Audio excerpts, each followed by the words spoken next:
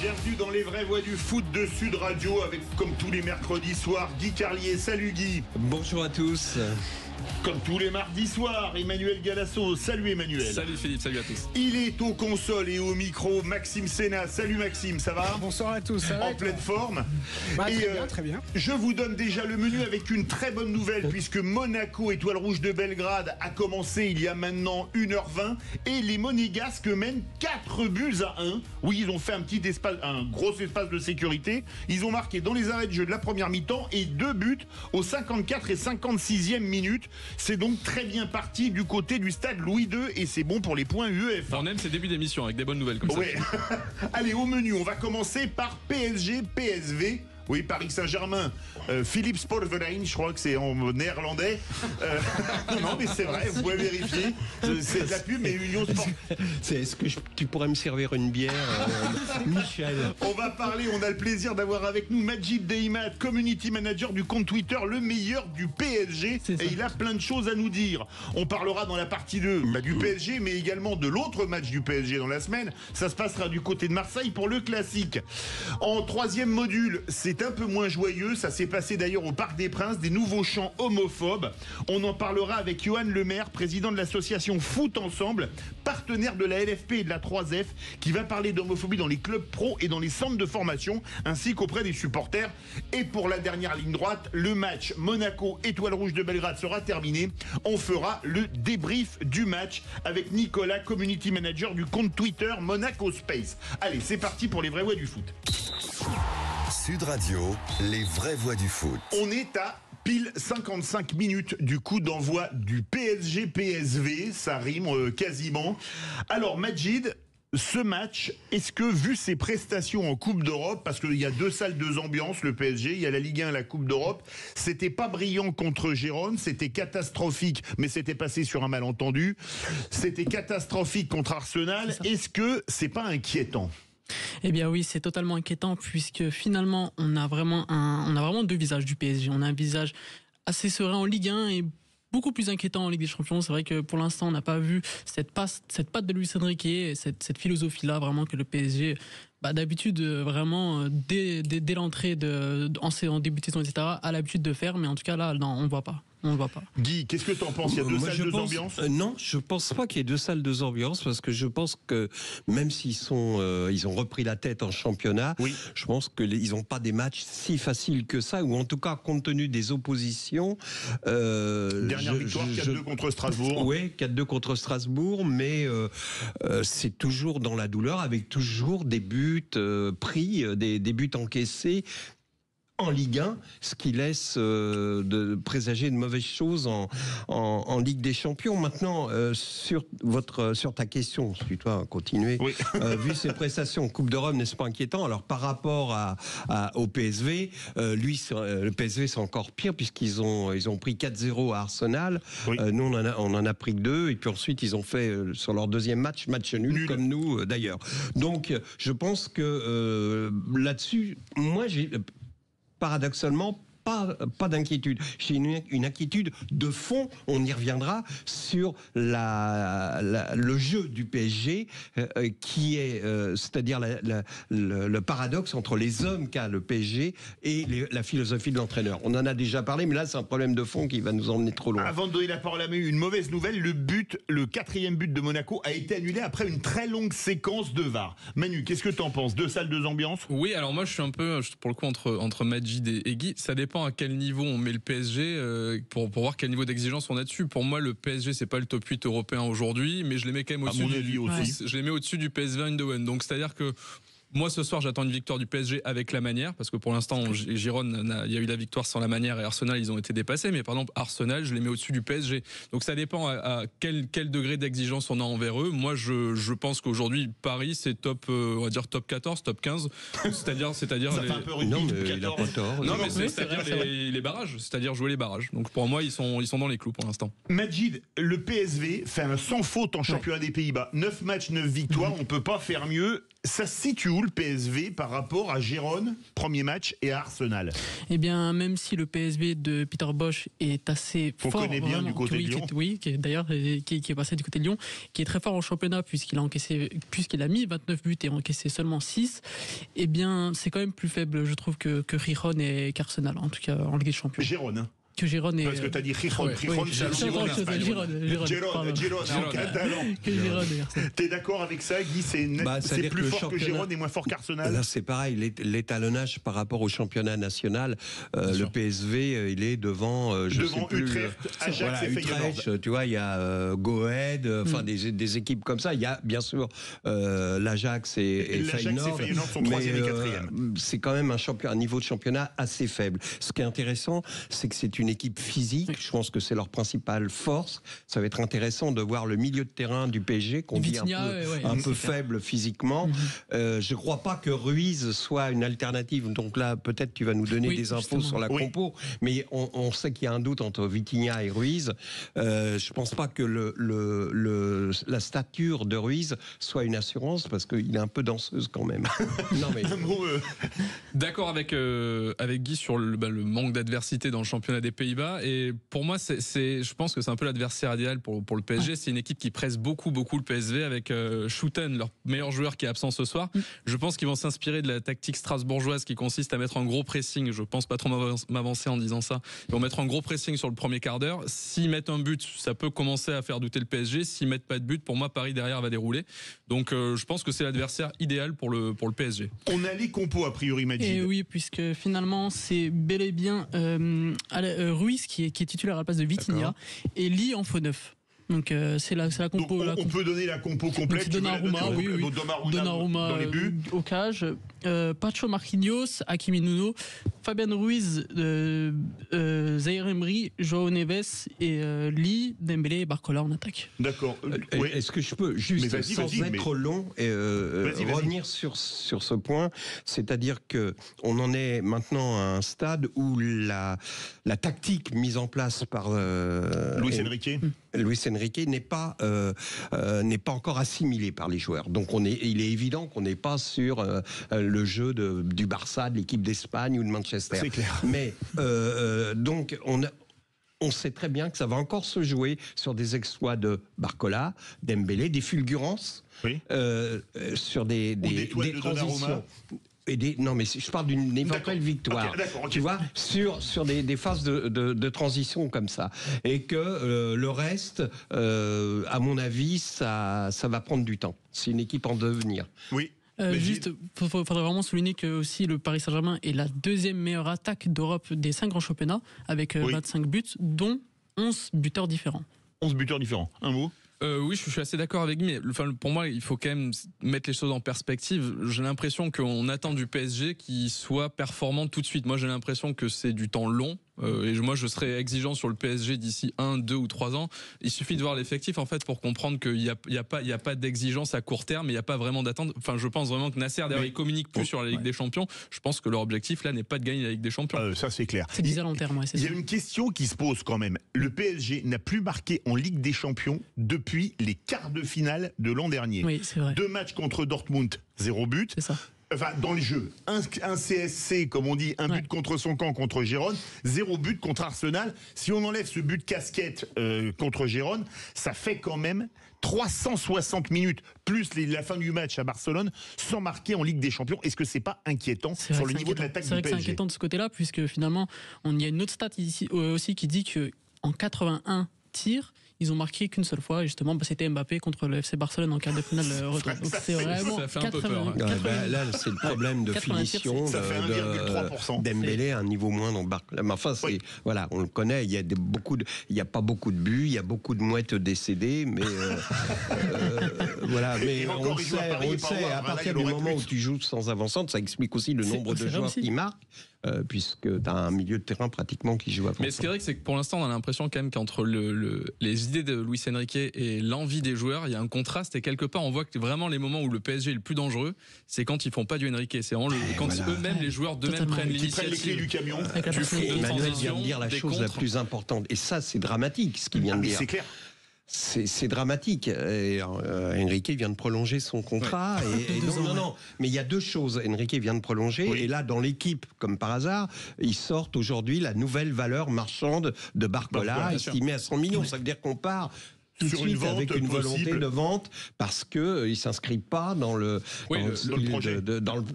style de jeu. Quoi. Oui, dans le projet de Enrique, c'est ça. Ouais. Le message envoyé, si on prolonge Enrique et qu'a priori ça ne matche pas forcément entre l'effectif et l'entraîneur, c'est qu'il faut plutôt faire partir les joueurs que faire partir l'entraîneur. Si on suit la logique là du PSG. L'équipe a fait un titre très drôle, que j'ai trouvé très drôle aujourd'hui. C'est « Et si le PSG faisait enfin un bon match en C1 ?» Majid, c'est pour ce soir ou pas, à ton avis ? Bien, écoutez, moi de mon côté, en tout cas, en tant que supporter, je vais être devant ma télé. Je veux vraiment, surtout, un PSG démonstratif, avec la manière, avec des buts, pourquoi pas aussi. C'est tout ce qu'on attend du PSG aujourd'hui. La clé du match, c'est vrai qu'on a envie d'un match, comme on dit, référence. Voilà. Et puis, c'est l'adversaire un peu idéal, malgré tout. Tu peux te refaire la frise. Qu'est-ce que tu en penses? C'est l'adversaire, comme le Didier, un peu idéal pour te refaire la frise. C'est l'adversaire idéal dans le style de jeu. Il leur manque des joueurs en plus. Je pense qu'ils n'avaient pas besoin de ça, le PSV Eindhoven. Et oui, mais au-delà de la victoire, j'attends la manière. Et je pense, sans trop m'avancer, qu'il y aura la manière. Et je pronostique, même si tu me l'as pas demandé. On va faire le prono, tiens, c'est parti. Je fais un pronostic. Ce soir, il y aura 4-1 pour le PSG. 4-1 pour... Oui, ton pronostic, Guy? Ouais, moi aussi, j'espère une large victoire du PSG, ou alors ça va être le match emmerdant, soporifique, comme on a eu quelques fois. Alors, disons 2-0, mais pas des buts, tu vois, à la fin, ou contre son camp. Et juste une dernière chose, personnellement, j'aime pas le PSV. Je sais pas pourquoi. Autant l'Ajax nous a fait rêver, autant le PSV, pardon, pas le PSG, c'est un lapsus freudien. Le PSV Eindhoven, pour moi, c'est les frères de Van de Kerkhoff. Tu te souviens des frères Van de Kerkhoff? Ils n'avaient pas des têtes de stars comme les mecs de l'Ajax. Et je pense que tu en veux encore à Guy Laus d'avoir cassé Tigana dans un match entre le PSV on va pas sortir nos trucs de vieux combattants, mais on les aime pas. Voilà. Ton pronostic, Majid? Moi, je vois un petit 3-0, je pense, pour le Paris Saint-Germain. Oh là là, 3 buts d'écart. Et toi, Maxime? Moi, je vois une victoire 1-0 du PSG. Allez. Et ben moi, je vais faire comme Maxime. Je vais faire mes 2-1 parce que je pense qu'ils sont incapables de faire un match sans pas prendre de but. Oui, je pense que Donnarumma, vu les attaquants physiques et grands qui ont et qu'il va falloir sortir, voilà, ça va être compliqué. Il va bien se trouver une fois. Allez, tu restes avec nous, Majid. Dans quelques instants, on va parler de la suite de la semaine du PSG, parce qu'évidemment, il y a le PSV, mais après, il y a l'OM. Vous voulez réagir? Le 0826 300 300. Retour des vraies voix du foot avec Guy Carlier, Emmanuel Galasso, Maxime Sénat. Il est resté avec nous. Majid Dehimat, community manager du compte Twitter, le meilleur du PSG. Et tout de suite, on accueille Romain, supporter de l'OM. Salut Romain. Bonsoir à tous. Salut Romain. Bonjour Romain. On voit que l'accent est pas le même qu'ici quand même là. C'est parfait pour Sud Radio. Alors tiens, on va prendre le chemin de l'OM de Marseille. Romain, est-ce que ce match est attendu autant que d'habitude? Maintenant, il faut être franc, qu'il n'y a plus de grandes stars au PSG. Ah ben, on s'en fout qu'il y ait des stars ou pas, hein. Ça reste Paris. Ça reste Paris. Ouais. Et il y a l'ébullition qui monte du côté de la Canebière. Oui, ça, on l'attend. Chaque année, c'est une date qu'on coche. Guy. Bah écoute, Romain, tu le sens comment, toi, pour l'OM, ce match? Il arrive à un moment où vous avez fait un bon résultat, évidemment, la semaine dernière contre Montpellier, enfin, cette fin de semaine, mais... T'es d'accord avec moi pour dire que c'est pas une vraie référence, compte tenu de l'opposition, une vraie référence. Tu sens que l'équipe est vraiment en place, elle tourne bien et qu'elle a des chances contre PSG? Ben oui, ça reste un match de ballon. Certes, ça reste un classico, ça reste un match de ballon. Mais comme tout Marseillais, on est confiant. Mais comment dire, si on revient à la réalité, ça va être dur. Non mais sur l'équipe proprement dit, tu vois son évolution comment depuis le début de saison? Tu sens que l'OM monte en puissance? Ah ben oui. Ouais. On la sent la patte de Zerbi quand même. On le sent bien. Ouais. Comparé à l'année dernière au début de saison où on avait Marcelinho et Gattuso. Là, on sent qu'il y a une différence. Il y a plus de stabilité. Que ce soit physiquement, voilà, c'est plus stable. Ça essaie de jouer au ballon, ça essaie de construire. Ça fait plaisir à voir. Ouais, les joueurs ont l'air heureux, hein. Ah ben oui, il y a tout. Il y a tout à Marseille pour que ça soit heureux. Bon, dernière victoire de l'OM contre le PSG au Vélodrome, c'était le 20 novembre 2009. Tu connais la suite, l'OM champion. Donc je te pose la double question, Romain. Est-ce qu'au-delà du match de dimanche, est-ce que tu penses que c'est une année pour prétendre au titre, ou en tout cas pour vraiment embêter jusqu'au bout le Paris Saint-Germain? Moi, je vais dire oui. En toute objectivité. Avec Marseille, je vais dire oui. Mais très dur, trop dur même. Quand on voit Monaco jouer, on voit même Paris, mine de rien. Donc tu mets Marseille en dessous de Monaco aussi pour toi, il y a un petit... Pas en dessous, peut-être à égalité. À égalité, ouais. Parce que d'après ce que je suis en train de voir là, Monaco et Marseille, ça se vaut. Ça se vaut, d'accord. Et est-ce que tu mets Paris très au-dessus ou juste un petit poil au-dessus? Non. Pas beaucoup dessus. C'est-à-dire que c'est la sardine qui bouche le vieux port, c'est pas une baleine bleue, quoi, en clair. Ah oui, voilà, ouais. Et encore une sardine, hein. Un autre choix, on va dire. J'imagine que tu es heureux du recrutement. Notamment, il y a 2 joueurs qui émergent, mais je te laisse dire quels sont tes chouchous dans les nouveaux et quels sont ceux qui, d'après toi, portent l'équipe en ce moment. Alors, moi, mes 2 chouchous, déjà, Holberg. Ouais. Ça, c'est... Ouais. C'est la divine surprise. Qui a mis un joli but, d'ailleurs, du côté de Montpellier. Ah, puis c'est le patron, quoi. Il a marqué. Ah, tu sens l'expérience, tu sens que le mec, il a du vécu. Magic. Puis... Oui, vas-y. Et puis, j'y crois toujours pas à sa signature, mais Rabiot, hein. Et ça me ferait plaisir que ce soit lui qui les coule ce week-end. Ça arrive souvent. Hein. Ouais. Il y avait les Leroy notamment qui s'étaient une fois tapé dessus pendant un match. Non, moi, Romain, j'ai une stat qui va te faire grincer les dents un petit peu. Sais-tu qu'en 30 matchs contre le Paris Saint-Germain, vous n'avez gagné seulement que 2 fois? Donc 2 fois ouais, c'est ça. 2 fois en 11 ans. Ouais. Et Romain, moi j'ai l'impression, tu regardes les matchs de l'OM au moins en tant que moi, que mine de rien le jeu de De Zerbi est assez, c'est un jeu de position assez stéréotypé, qui a son efficacité face à des clubs du bas du classement, mais pour l'instant quand on a vu le PSG en difficulté, c'était face à des équipes qui pressaient très haut, qui les prenaient à la gorge, qui les étouffaient, comme Arsenal a fait, comme Girone a réussi à faire dans une certaine mesure en Ligue des Champions. Est-ce que tu penses que l'OM, en restant sur les mêmes valeurs que depuis le début de saison, peut les embêter? Et sinon, est-ce que tu penses que sur un match comme celui de dimanche, De Zerbi peut réussir à ajuster, à tenter une nouvelle tactique plus portée sur un pressing haut que ce qu'il a fait jusqu'à présent? Oui, je pense que oui, parce qu'on a un effectif quand même qui est adaptable à beaucoup de schémas tactiques pour les presser haut, justement. D'accord. Donc ça me fait pas peur pour ça.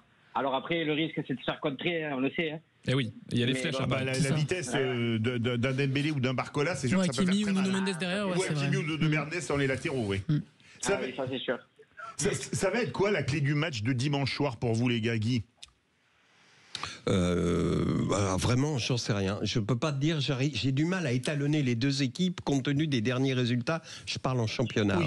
Donc, je pense que c'est peut-être. Voilà, c'est évidemment l'ambiance de Marseille va être prépondérante comme d'habitude. Là, pour le coup, c'est vraiment le 12e homme. Et peut-être c'est l'envie qui va faire la différence.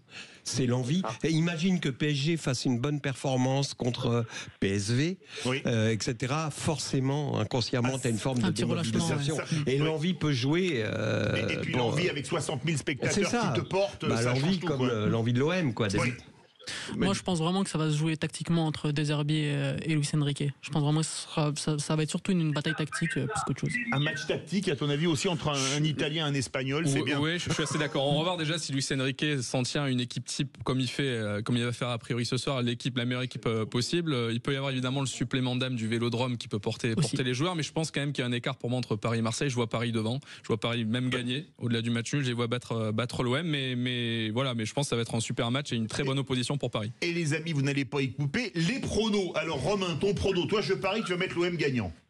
Alors, en état objectif. Dis avec l'accent marseillais, c'est déjà moins crédible. En état objectif, je vois un méchant 2-2. 2-2, oh bah c'est déjà pas mal. Tiens, Magid, la parole aux Parisiens. Moi, je vois bien 2-1 pour le Paris Saint-Germain. Guy. Eh ben, ah ouais, toi Moi, je vais être d'accord avec Romain. Je vais dire 2-2. J'aimerais bien que PSG, je suis supporter du PSG, enfin, par rapport à l'autre. Mais j'ai toujours aimé l'OM, c'est une ville de passion. Ça, c'est comme les mecs qui te demandent, t'es Rolling Stone ou Beatles? Bah, moi, je suis OM, PSG. Alors, préférence pour les Beatles et pour PSG, mais j'aime bien la passion de l'OM. Allez, 2-2. 2-2 pour toi. C'est ce que dit Guy quand sa femme lui demande si elle préfère elle ou sa maîtresse aussi. Guy n'arrive jamais à choisir, c'est tout son drame. Non, moi je suis d'accord avec Majid, je dirais 2-1 pour le PSG. Merci, je m'attendais pas à ça. Je vois une victoire du PSG 2-0. Eh bien moi je verrais bien un 2-2 aussi parce que je pense que les Marseillais vont se mettre minables du côté du Vélodrome. Merci Romain, tout de suite le But Football Club. L'info du jour avec butfootballclub.fr. Salut Alexandre Corboz, rédacteur en chef du site butfootballclub.fr. Alors, ami, entends-tu Corboz? On devrait lancer un générique. Bon, tu sais, c'est l'esprit des vraies voix du foot, hein, Alexandre. Alors, But Football Club, ça a été l'info qui est tombée avant même les compos.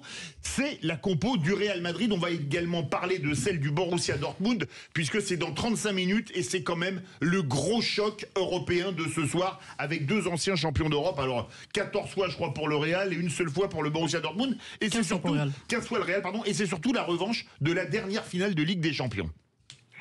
Et puis c'est surtout le leader qui est le leader du championnat du classement aussi. Hein. Oui, absolument. Donc par rapport au Real Madrid, la compo, c'est assez classique, c'est ce qu'on attendait quasiment, avec Courtois dans les buts, Vasquez qui remplace Carvajal blessé, Militao, Rudiger, Mendy derrière. La petite surprise vient du milieu de terrain où Luka Modric a été préféré à Camavinga, donc c'est un peu plus offensif que prévu. Donc il y a Valverde qui descend d'un cran pour prendre la place de numéro 6. Jude Bellingham pour compléter le trio et le trio d'attaque Rodrigo, Mbappé, Vinicius. Donc pas vraiment de surprise de ce côté-là. Donc c'est l'équipe quasiment attendue, avec peut-être la présence de Bellingham, la présence de Modric aux côtés de Bellingham, qui laisse entendre que Bellingham va devoir encore défendre un peu plus quand on sait comment c'est un petit peu tendu actuellement. Avec Bellingham, je ne sais pas si c'était le choix qu'il fallait mener, mais c'est un choix très offensif par rapport à un Borussia qui est une équipe assez classique avec Kobel, Rielson, Schuller, Scholtenberg, Ben Sebaini. Voilà, c'est l'équipe classique côté Borussia, il n'y a aucune surprise. Ça va être... en pointe. Alors, ces deux équipes qui sont pas connues pour particulièrement défendre, ça devrait être un match spectaculaire, Real Dortmund, Alexandre. Oui, normalement, techniquement, ça doit être un beau match. Après la finale, c'était aussi deux équipes l'an dernier qui étaient censées être assez offensives, et au final, on a eu une finale assez fermée l'an dernier, qui s'est bien décantée en deuxième période, mais qui était assez fermée pendant une mi-temps quand même. Avec un Borussia qui était meilleur pendant la première mi-temps. Oui, ça fait quand même ça continue. Le Borussia vient de mettre 10 buts en 2 matchs de Coupe d'Europe, dont 7 à Glasgow. À Glasgow, c'est ça, ils ont fait mal. Donc je pense qu'effectivement, et je pense aussi, il y a une chose très importante au Real, c'est le retour de Courtois, qui est vraiment tellement impressionnant. T'as l'impression que personne ne peut lui marquer un but à ce type-là. C'est vrai que quand Ligue des Champions, il faut vraiment un grand gardien. On a eu Navas pendant le Real Madrid pendant 3 ans pour le back-to-back avec Zidane. Donc là, Courtois, c'est vrai que ça fait la différence. C'est une erreur de l'avoir laissé partir du PSG, mais c'est de mon point de vue. Je suis d'accord. Je suis remplacé aussi. Oui, c'est ça. Remplacé d'une certaine manière qui a aussi posé problème et qui a créé un problème sur un endroit où il n'y avait pas de problème, et pour une fois que Paris avait un gardien un gardien de haut niveau des champions. On l'a mis en difficulté tout seul, c'est bien, on se crée des problèmes en France, on aime bien ça. Mais il était gratuit et tout le monde disait à l'époque que c'était le numéro 1 en devenir. Ah oui. Il y en a qui sont un peu plantés. Oui, le point de vigilance pour moi de cette composition, c'est le milieu de terrain, je suis assez d'accord, avec Valverde qui quand même est milieu droit de formation, qui se retrouve en 6, devant lui Modric qui a pu ses cannes de 20 ans, et Bellingham qui, comme on l'a dit, pour des raisons d'ego et autres, rechigne un peu à défendre. Je pense que ça devrait passer ce soir pour le Real, selon moi, mais sur du long terme, et si on essaie de voir jusqu'au bout de la compétition, je pense que cette question de milieu de terrain, avec le départ de Toni Kroos, qui pour moi n'a jamais été comblé dans l'équilibre au milieu de terrain, et là cet assemblage un peu improvisé au milieu de terrain, je pense que ça va être un vrai souci pour le Real à long terme. Bon allez, on se fait le jeu des pronostics, les gars. Alexandre, Real Dortmund, combien? 2-1 Real. 2-1 Real, Guy. Avec but de Mbappé. Oui, on va parler. 2-1 Dortmund. Ah oui, Donne par contre. Ah, grosse cote.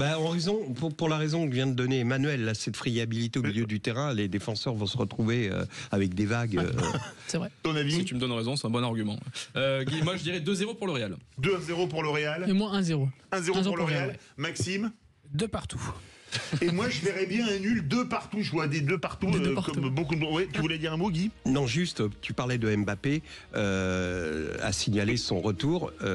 On a eu un petit débat là-dessus avec Emmanuel, il y a 1 ou 2 émissions, sur le fait que j'avais l'impression qu'il redescendait de la montagne, etc. Après, il y a eu l'affaire de Stockholm qui n'a pas arrangé les choses. Qui est ou pas à faire, d'ailleurs, on ne sait toujours pas.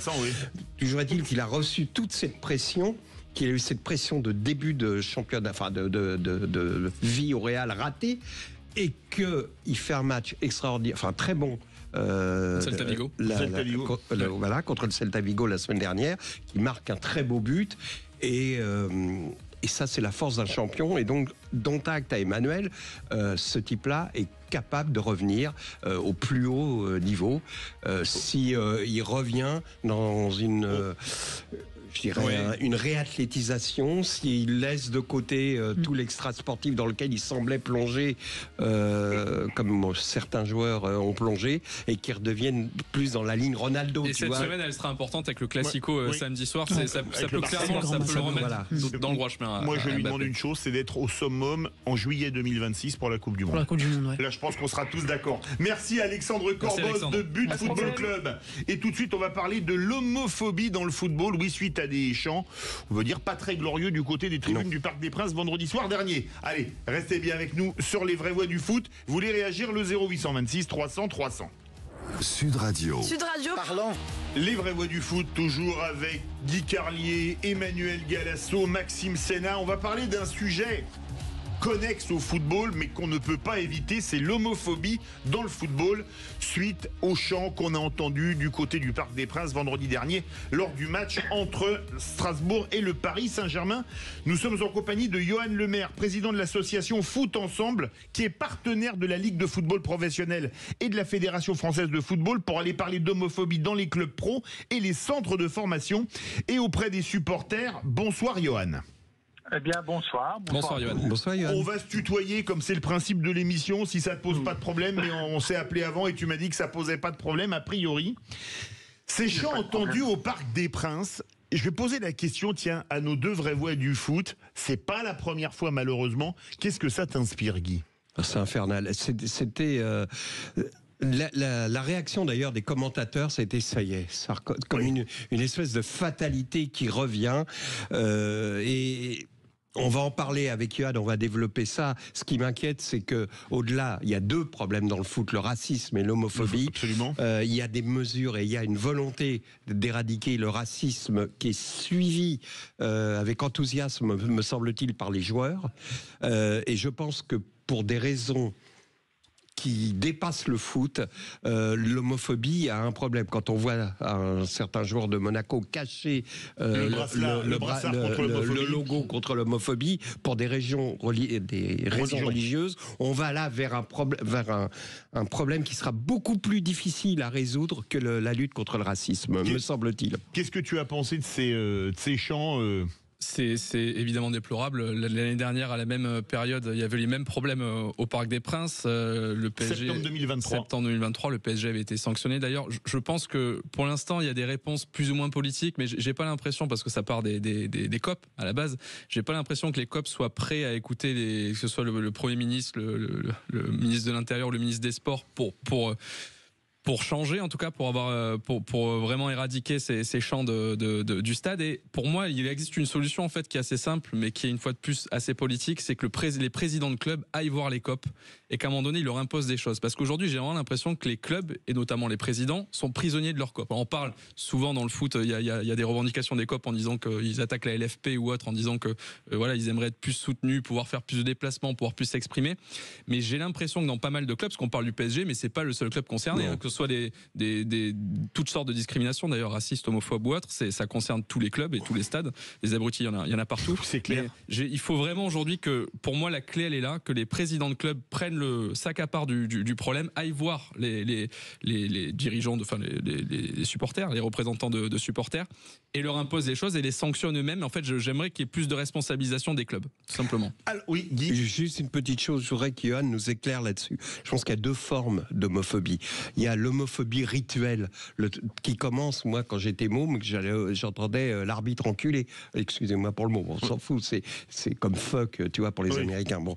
Et je savais pas ce que ça voulait dire, mais il y a une espèce de transgression de l'ordre, l'arbitre enculé, tu vois. Quand le goal dégageait, Ois, enculé. Bon, on a tous connu ce truc-là. Ça, c'est le rituel ordinaire contre lequel il est facile de lutter. Mais il y a le racisme des vestiaires. Moi, j'ai jamais entendu, à part Olivier Rouillet après, en fin de carrière, etc., on n'entend pas les joueurs oser revendiquer leur homosexualité. Or, il doit y avoir, comme partout, 10% de gays parmi les footballeurs. Donc, il y a une peur, il y a quelque chose de l'ordre de la peur. Et ça, c'est grave. Alors, on va faire réagir Yohan. Yohan, on va revenir sur ce qu'a dit Guy, qui est très intéressant, mais également sur ce qu'a dit Emmanuel. Il y a un an, en septembre 2023, donc il y a un an, le PSG, il y avait eu des chants homophobes. Ils avaient pris pour la tribune Auteuil, il y a juste la Auteuil qui avait été fermée, un match ferme et un match avec sursis. Est-ce que la sanction était trop faible ? Alors déjà, vous avez raison sur tout ce que je viens d'entendre. Écoutez, je vous remercie tous parce que vous tapez dans le mille. Alors on va essayer, je vais en faisant court, je vais essayer de revenir sur tout ce que vous avez dit. Déjà sur la sanction, moi le collectif, j'y crois guère. Alors, bien sûr, il faut du collectif, des sanctions, pardon. Mais je préférerais vraiment qu'on individualise et surtout, comme j'ai entendu avant, qu'on responsabilise le Paris Saint-Germain. Le Paris Saint-Germain, c'est quand même le club phare. Ils sont champions tous les ans, ils ont un rôle d'exemplarité. Et de vous à moi, c'est un des seuls clubs en France qui ne fait pas les ateliers que la Ligue de foot professionnelle propose aux joueurs pros, aux supporters et au top management qui est le directeur, je sais pas, les salariés, mais aussi les coachs. Le PSG, c'est un des seuls clubs qui ne le fait pas. Alors nous, on va dans le centre de formation depuis plusieurs années parce qu'on connaît bien les référents, les référents socio-éducatifs qu'on appelle ça. Donc il y a un travail. J'avais des projets d'ailleurs avec certains jeunes de dire pourquoi nous on pourrait pas parler aux supporters après l'événement qu'il y a eu il y a un an, parce qu'en fait c'est un rituel, ça va être comme ça tous les ans avec eux, plusieurs fois dans l'année, ça revient systématiquement. Et en fait, ça a été un peu étouffé. On sent quand même que la volonté du Paris Saint-Germain, c'est pas tellement de travailler avec les supporters, les référents des supporters. Là, aujourd'hui, j'étais au stade de Reims, je suis sur la route, je rentre, il y a une vraie volonté du club.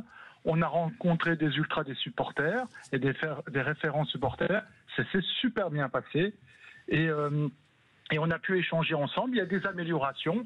On l'a vu, on a été à Metz, à Lens, un peu partout en France. On voit des améliorations quand il y a une vraie volonté du club de dire maintenant on fait des actions, on fait des ateliers et surtout on discute, et j'ai presque envie de dire malheureusement on négocie avec les leaders pour faire enlever des chants qui ne sont plus acceptables, quoi. Ça commence à nous taper sur le système d'entendre ça. C'est surtout vulgaire, c'est homophobe, et c'est comment on explique ça à des gamins de 14, 15, 16, 17 ans en tribune, qu'on peut enculer tout le monde, on insulte les autres de PD, c'est infernal. Imaginez le gars qui va, le père de Fabi, qui va avec son gamin à 12 ans au stade, et le gamin, comme je le disais tout à l'heure, comme je l'ai fait moi, va chanter machin enculé. Tu sais, quand ils annoncent la composition des équipes, numéro 1, machin enculé. Bon. Et 2 ans après, la réaction du père quand le gamin va lui annoncer qu'il est gay. Tu comprends ? Oui. Qu'est-ce qu'il va dire ? Un vrai sujet, Yohan. Mais un vrai sujet, alors...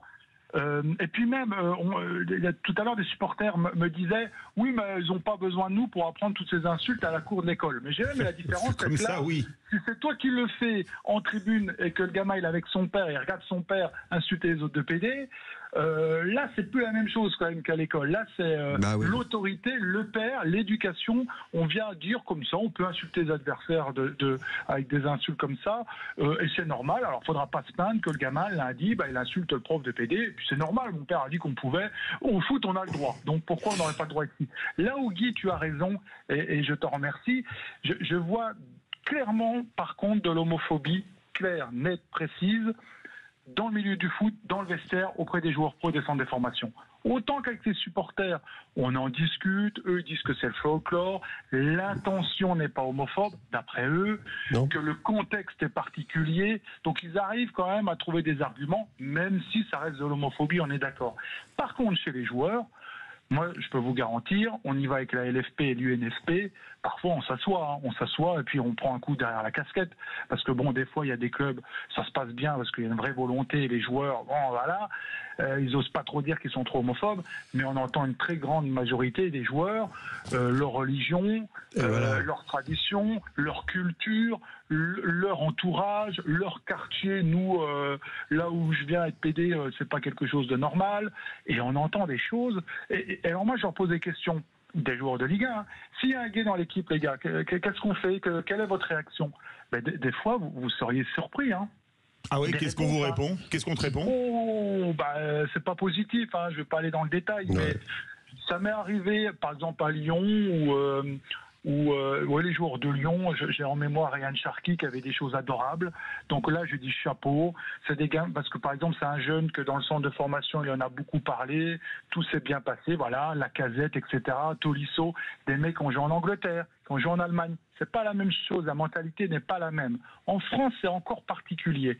Quand vous avez des jeunes, parfois qui viennent de d'autres pays aussi, où l'homosexualité c'est interdit pour eux, eh bien alors parler de ce sujet, ouh là là, honnêtement, on fait un truc dur.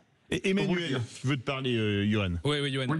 En effet, là, ce qui est assez incroyable, c'est qu'en fait, tout ça s'est mis en gras parce que c'est le PSG supporter du PSG avant le match, le Classico face à l'OM, qui font ses chants et du coup, ça prend une ampleur médiatique, qui est démentielle.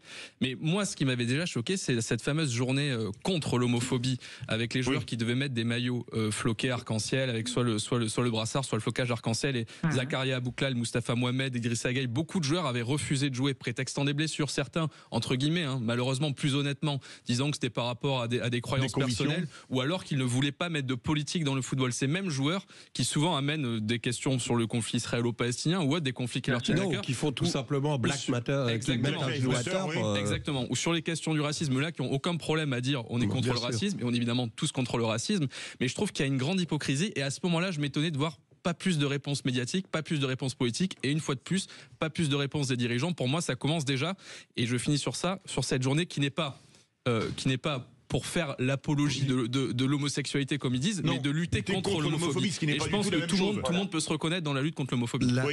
Emmanuel a tout à fait raison et on arrive à un problème qui va être difficile à résoudre, c'est qu'on va se heurter à des convictions religieuses, à ça. Et là, on sent bien que le pouvoir fédéral, enfin, les instances du foot, bah oui, puis ils ont, c'est le cas de le dire, excusez-moi, mais en matière d'homophobie, les instances du foot manquent de couilles, parce qu'ils ne prennent pas de vraies sanctions. Le mec de Monaco aurait dû être sanctionné sévèrement. Les gars qui font des blessures diplomatiques, il devrait y avoir des sanctions exemplaires. Mais oui, alors, Johan, oui, je suis d'accord à 99% parce que c'est évident ce que vous dites, sauf au niveau des instances, je parle de la LFP parce qu'il a été quand même sanctionné de 4 matchs et d'ailleurs il joue plus depuis, hein, il est parti. Hein. Bon, il a eu une promotion, il est en Arabie Saoudite, comme ça là-bas il pourra assumer son homophobie en ce qui concerne le joueur de Monaco. Les autres joueurs que vous avez dit avant, une fois de plus, c'est tombé. Moi, j'ai eu le président en ligne quelques jours après, et il n'a rien vu venir. Mais il a été choqué. Et la preuve, cette année, ils ont tous joué avec le maillot et il n'a pas un camoufleté. Beaucoup de clubs, les présidents, en fait, ils se rendent pas trop compte du problème. Ils se sentent pas concernés, ils s'en foutent. Oui. Alors, le racisme, les joueurs se sentent concernés parce que voilà, il y a des joueurs de d'autres pays, etc. L'homophobie, tout le monde s'en fout en quelque sorte. Donc, ils sont pas concernés, on n'y va pas. Et là, ils se sont rendus compte du problème. Johan, je peux vous garantir que ça a bougé. Oui. Et Johan, tu as parlé d'une chose. Tu as dit c'est différent dans d'autres pays. Le premier joueur qui a fait son coming out, c'était au début des années 90. C'était Justin Fashanu qui jouait en Angleterre. Ouais. Alors, il a eu une fin tragique puisqu'il s'est suicidé suicidé quelques années après. Alors, question, est-ce qu'on a... Après, il y avait Freddy Ljungberg qui joue à Arsenal, qui avait fait part de son homosexualité.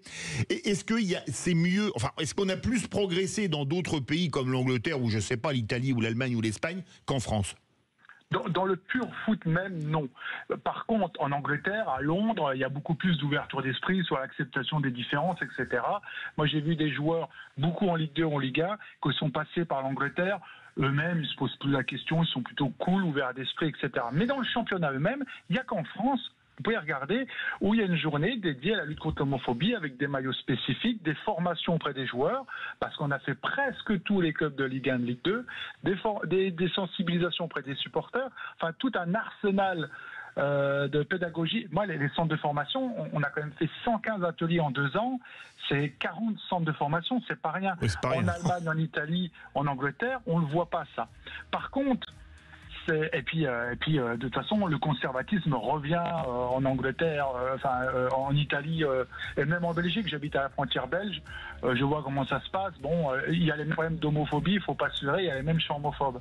Maintenant, pour revenir à ce que vous disiez tout à l'heure dans le vestiaire, c'est là où est le problème. C'est l'attitude des mecs.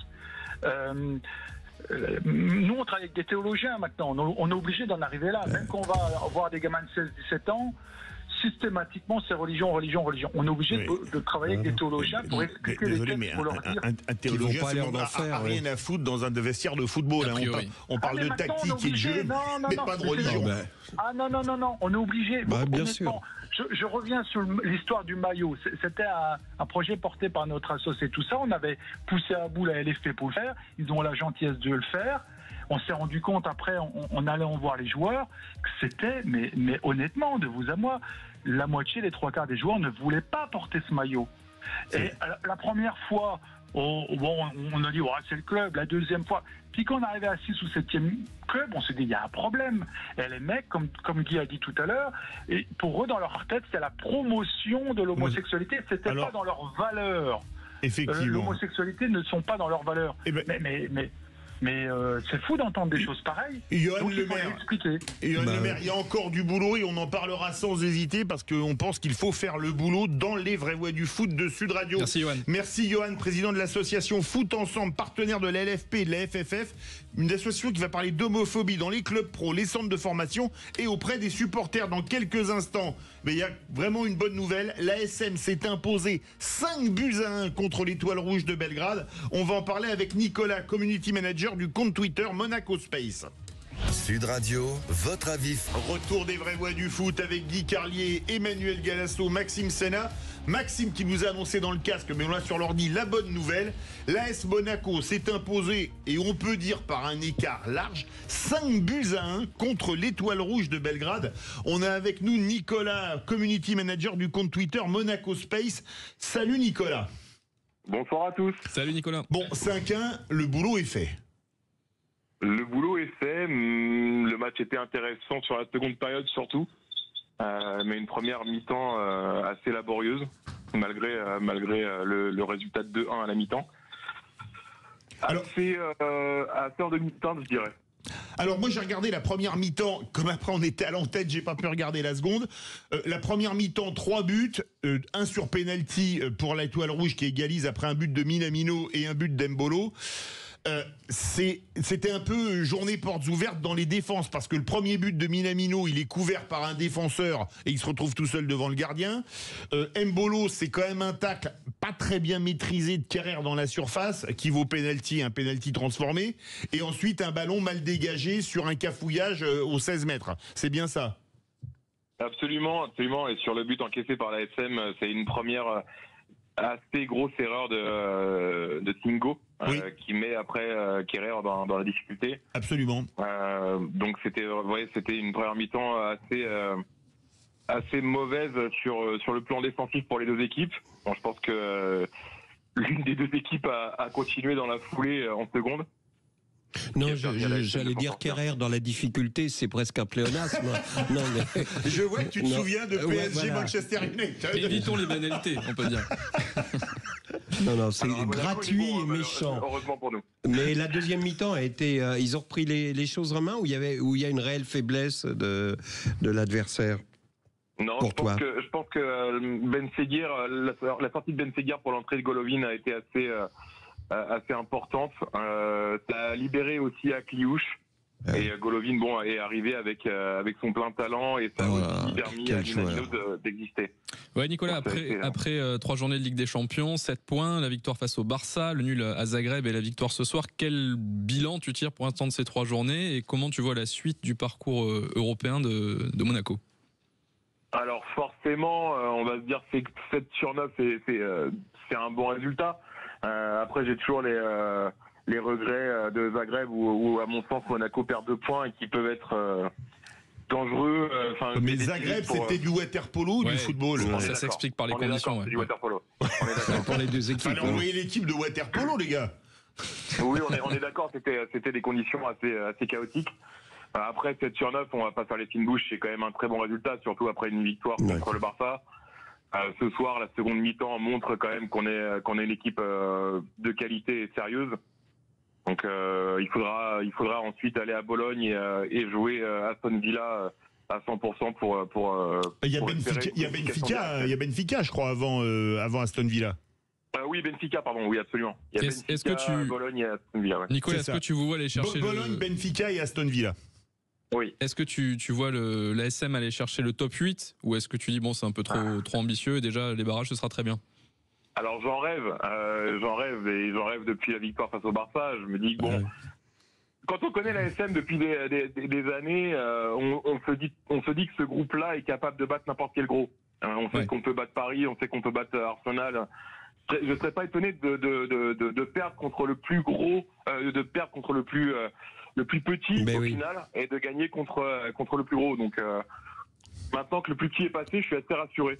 Guy ? Et j'espère qu'on va essayer de se qualifier directement. Ouais. Oui, c'est une constante de l'ASM, cette difficulté à enchaîner comme ça les matchs de qualité. C'est toujours, on retombe à chaque fois, on a un espoir, on se dit ça y est, et ils sont inconstants en permanence. C'est terrible. Hein. On n'arrive pas à y croire vraiment.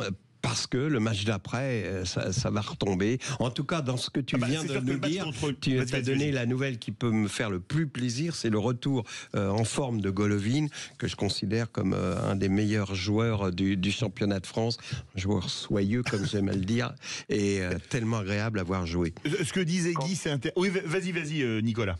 Pardon. Quand Golovin joue à ce niveau-là, effectivement, pour moi, c'est l'un des meilleurs joueurs de Ligue 1. Le problème de Golovin est sa constance. Il a un manque de constance qui est assez terrible. Et je pense que c'est aussi le résultat qui l'amène à rester à Monaco, c'est qu'il a une inconstance qui lui permet pas de franchir ce palier, d'aller dans des clubs beaucoup plus gros. Mais comme le disait Guy, c'est vrai qu'il y a quand même une certaine inconstance. Le match contre Lille, c'était vendredi soir dernier, c'était une purge. C'était pas un match de football, franchement.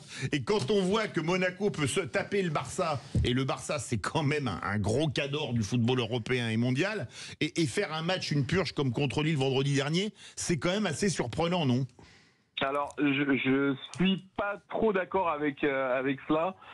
Pour moi, le match face à Lille, Monaco a quand même fait du jeu, s'est procuré beaucoup d'occasions, mais à vendanger. Et en face de Monaco, tu avais un Lille qui mettait 2 buts. Ils ont joué, même en étant en supériorité numérique, à 10 derrière. Oui. Et c'était assez compliqué. Donc après, Monaco a vendangé les 5 grosses situations qu'ils ont eues. Mais Monaco a dominé tout de même. Ouais, Nicolas, on avait en début d'émission Romain, un supporter de l'OM, pour parler du Classico dimanche contre le PSG. On lui a demandé où est-ce qu'il situait l'OM par rapport à Paris et Monaco. Il disait c'est à peu près pareil. Ça se touche un petit peu avec Monaco, un petit peu en dessous de Paris. Comment toi parce on faisait le lien avec le championnat avec Lille. Comment tu vois Monaco sur cette saison de Ligue 1 ? Est-ce que tu penses qu'ils peuvent prétendre au titre ou déjà tu te dis top 3 ce serait super parce qu'on a trop de retard sur Paris ? Alors pour moi, Monaco joue le titre cette saison. Pour moi, c'est indéniable. C'est bien, c'est positif. Pourtant, je suis vraiment pas habituellement quelqu'un qui m'enflamme avec le club. Mais pour moi, Monaco joue le titre cette saison et je nous trouve quand même un degré supérieur à Marseille. Après, ça se jouera dans les confrontations directes peut-être et surtout face aux petits pour Monaco, où je pense que c'est le risque de perdre quelques points face à des relégables, face à des clubs qui n'ont pas forcément l'étincelle dans c'est vrai ce genre de match. c'est un peu l'inverse. Marseille est fort face aux faibles et faible face aux forts, et Monaco, c'est la tendance inverse. C'est intéressant. Est-ce que c'est pas justement le manque d'engouement autour du club, que le stade soit quand même assez vide sur tous les matchs à domicile, qui fait que Monaco n'arrive pas à gagner contre les faibles? C'est vrai que Monaco, c'est pas l'ambiance la plus chaude de la Ligue 1. Ouais, ça a toujours été comme ça. Ils ont fait le doublé. Ils ont fait le doublé. Ils ont été finalistes de Coupe des Coupes. Ça ne les a pas empêchés, ça c'est vrai. Mais quand on regarde le parcours qui reste à Monaco, est-ce que tout se joue pas sur les 2 prochains matchs? Parce qu'ils vont jouer à Bologne, c'est jouable. Ils reçoivent Benfica, c'est jouable. Mais après, ils vont à Arsenal, ils reçoivent Aston Villa, là c'est quand même plus jouable qu'Arsenal à l'extérieur, et ils vont à San Siro jouer l'Inter. Est-ce que finalement, si Monaco prend 4 points minimum contre Bologne et Benfica, ils seront pas au moins barragistes à coup sûr, Nicolas? Oui, je pense que les 2 prochains matchs vont être déterminants pour être barragistes, mais je pense sincèrement que faut pas se cacher, et je pense qu'après avoir battu le Barça, il faut absolument aller chercher la qualification en N9. C'est bien. Guy, alors optimiste pour la qualif Oui, je pense qu'ils peuvent l'être. Ils vont être motivés de toute façon. C'est juste un problème. Je pense que la part d'inconstance dont on parlait, elle est liée à un manque de motivation par moment. Donc, je pense que ça devrait passer, franchement. Et puis, j'aime beaucoup leur entraîneur. Et il y a une expérience en... Pardon. Vas-y, Nicolas. Contre Lille, il y a vraiment, j'y reviens, il y a ce côté manque de réalisme offensif qu'on a retrouvé aussi dans ce match-là, parce que malgré le fait qu'il y ait 5-1, le match peut finir avec le double de but dans la valise de l'Étoile Rouge. Et lorsque Monaco va retrouver cette efficacité offensive, je pense que l'équipe va vraiment rouler vraiment sévèrement. Monaco qui est d'ailleurs leader de l'AC1, là, mais ils ont un match en plus avec 7 points. Merci beaucoup Monaco, community manager du compte Twitter Monaco Space. C'est Nicolas, supporter de Monaco. Oui. Mais si tu l'appelles Monaco, il sera honoré, je pense. Mais quand on parle de Monaco, c'est toujours un peu panaché. Merci beaucoup. Merci beaucoup Emmanuel. Merci à tous. C'est le cas de le dire. Merci beaucoup Maxime. Merci également Majid qui était avec nous, qui est resté là. Et tout de suite, on se retrouve nous mardi prochain avec un immense plaisir. Et tout de suite, les clés d'une vie. Jacques Pessis reçoit Philippe Labro. À demain, 17h pour les vraies voix.